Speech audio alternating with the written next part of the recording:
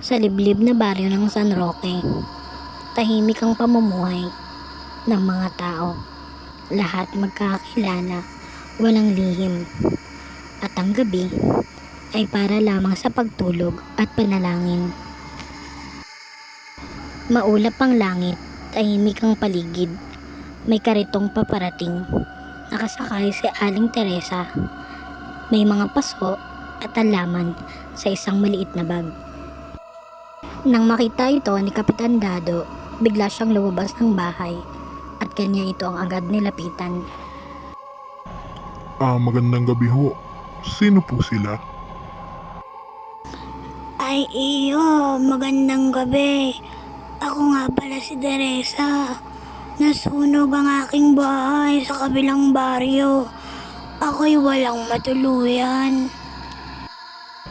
Naku, ganun ho ba? Tatanggapin namin kayo. Pero, makabubuting manatili muna kayo sa bakanteng kubo ni Mang Isko.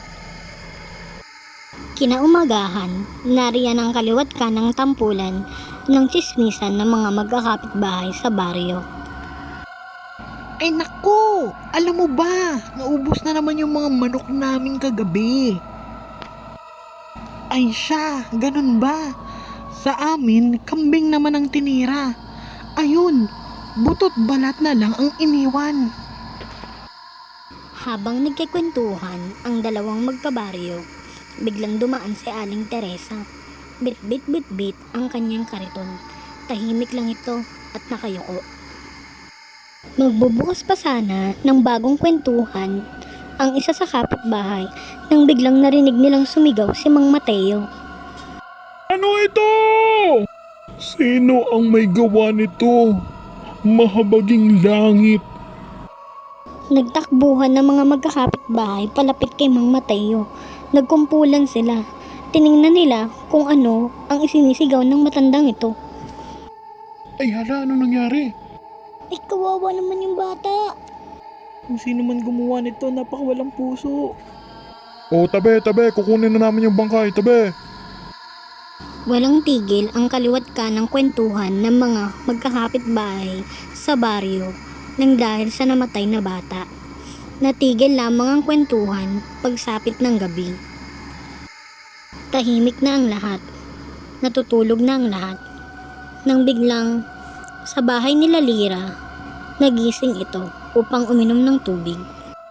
Sa maliit na siwang ng kanilang pader, bigla niyang nakita si Aling Teresa sa labas. Naglalakad. Sumilip siya at sinundan niya ng tingin ang matanda. Biglang nagulat si Lira nang makita niyang magbagong anyo si Aling Teresa. Naging halimaw.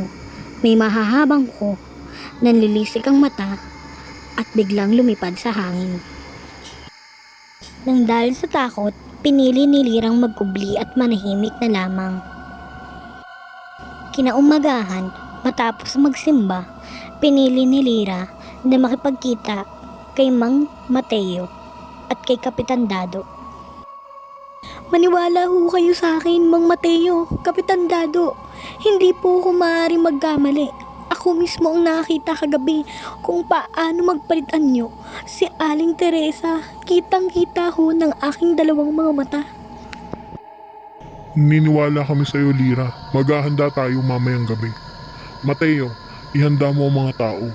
Ipunin ang mga kalalakihan at ang mga kababaihan panatiliin sa loob ng kanilang mga tahanan.